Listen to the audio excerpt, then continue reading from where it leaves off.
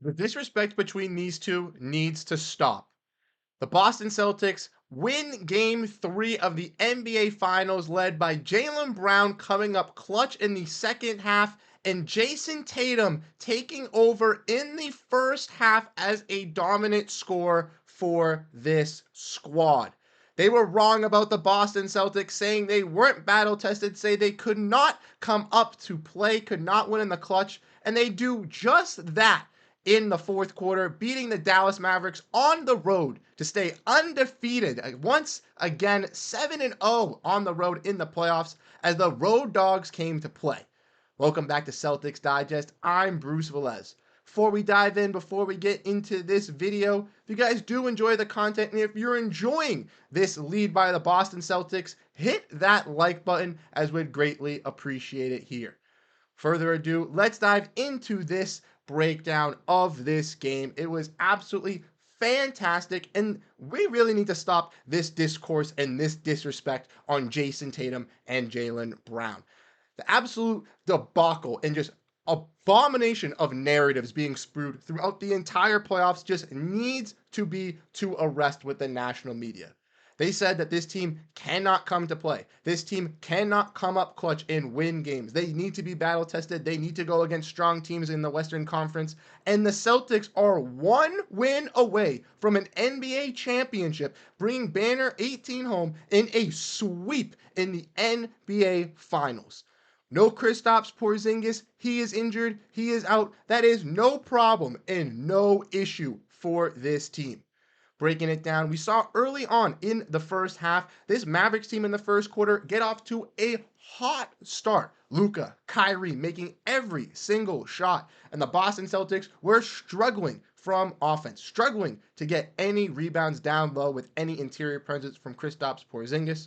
But in the second quarter, they come to life. They rally back, playing some fantastic defense, getting some big stops, and Jayson Tatum is fantastic in the first half. Leads with 20 points. Second leading scorer was Sam Hauser with 9, who hit some big time shots, which we'll dive into in a little bit as well. And then in the third quarter, once again, this team plays perfect basketball, perfect ball movement, perfect setting up. And this team had a 20-point lead going into the fourth quarter. It looked like it was over. Jrue Holiday stepped up. Jaylen Brown came to life offensively. And this team was looking like it was going to get a big break in game 3. But then, unfortunately, the Mavericks came back to life with Kyrie Irving and Luka Doncic just hitting ridiculous shot after ridiculous shot, regardless of who was guarding them. And ultimately, with the Celtics not getting that many foul calls as well, and the Mavericks getting a little bit of a favorite with the whistle, they were able to, remain in this game and crawl right back.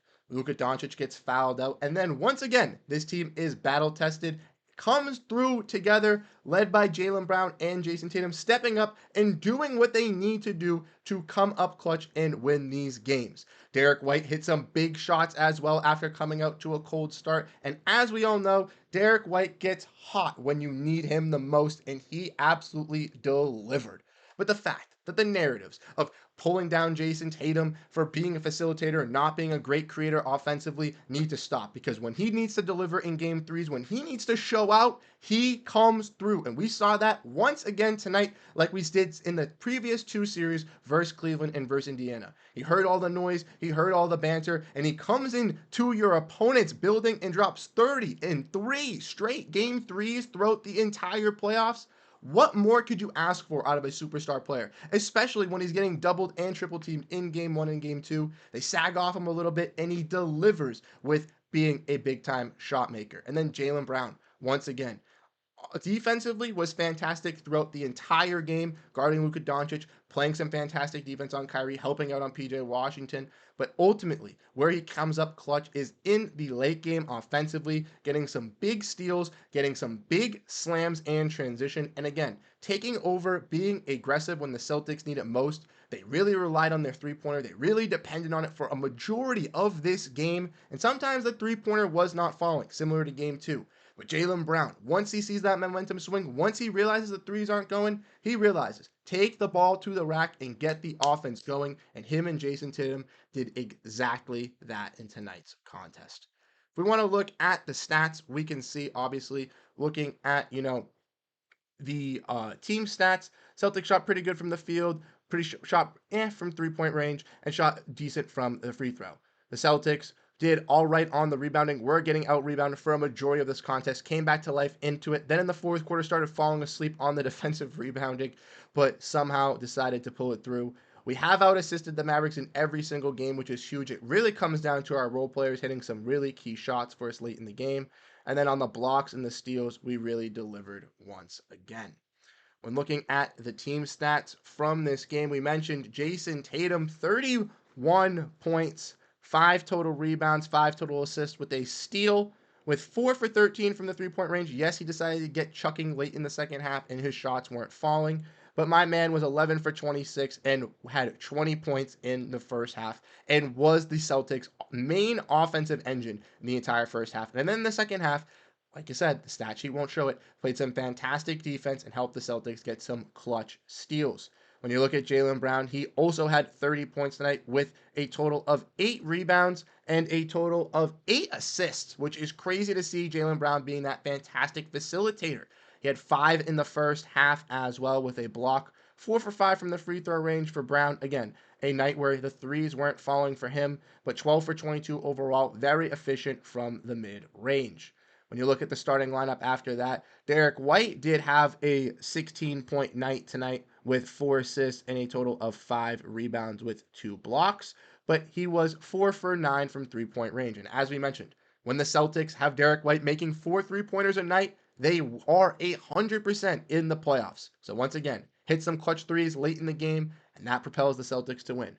Horford stepped up and stayed ready once again, filling in for Kristaps Porziņģis, and not to mention Xavier Tillman once again doing fantastic on the defensive side, and then in the third and fourth quarter was key on those switches in stopping Luka Doncic, Kyrie Irving, and played defense fantastic on them. Got a key block on Luka Doncic, I believe, in the third quarter as well. Again, stay ready, stepped up, was a guy coming in, did good in the regular season versus Dallas, hadn't really gotten that much playoff run so far, had been out since game 4 versus Indiana, took a little bit of a rest in game 1 and game 2, but when his number was called, when Joe needed him the most, when the Celtics needed him the most, he delivered with Kristaps Porziņģis being out. And not to mention Sam Hauser, once again, coming to life for the Celtics here, 3 for 4 from the 3-point range tonight, but let's not shy away from the fact that Sam Hauser had 3 key rebounds and assists and played some fantastic perimeter defense as well. The bench stepped up. Similar guys like Tatum and Brown really came and delivered. And then when looking at the Dallas Mavericks, PJ Washington started to get hot late in the end of the game, but it was a Kyrie Irving and Luka Doncic masterclass with Derek Lively being a presence on the glass, notching 13 total rebounds and 11 points. He was effective for the Mavericks as a lob threat and, just scoring in the paint. And the Celtics did have trouble guarding him, but Kyrie and Luka, Kyrie absolutely woke up, started cooking. It was very tough for the Celtics to play good defense on him, but eventually started limiting him. He was just hitting every floater. And Doncic obviously balled out, but as we all know, fouled out as well, which was key for the Celtics' success in winning this game and coming back because he was out the final 4 minutes of this game. Now, as we broke down, as we kind of talked about, this disrespect needs to stop. The Boston Celtics, a 64-win team, is 1 win away from an NBA championship, from bringing Banner 18 home, and 1 win away from sweeping in the NBA Finals, which, don't quote me on this, but I believe has not happened since Kevin Durant joined the Warriors after losing, obviously, 3-1 the previous year to the Thunder. So I believe 2017, this is the first time that this will ever happen if the Celtics are able to accomplish this feat. Now, do I necessarily think that they are going to accomplish this feat? I don't know. Would I be upset if they win in 5? No, I would be happy if they win it for the home crowd. I'd be happy if they get the sweep. Regardless, going up 3-0, no team has ever come back from a 3-0 deficit in any playoff series. Meanwhile, the NBA Finals, which is huge for the Boston Celtics. Just please, all you have to do is win 1 game before you lose 4 in a row. You've only lost 2 in total in the playoffs, and you won 10 straight. Please, for the love of God, wrap this up, get this done in 4 or 5, and bring the championship home.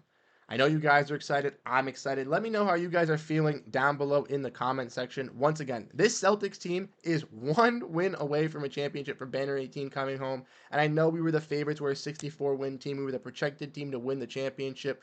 But as a fan who has been watching this team ever since they were a kid, and their first game they ever attended was in 2009, I've never been able to experience a Celtics parade or watch a Celtics championship ever in my life and actually appreciate it and enjoy it. And for the fact that this could be the first time in my life that I get to experience that, I don't know how to feel. So I appreciate everybody tuning in. I appreciate everybody being here. If you're still at this point in the video, check out the other videos linked at the top. Hit that like button, hit that subscribe button. It was a fantastic live watch along tonight as well. We'll be live again on Friday. So if you want to come join that, come join.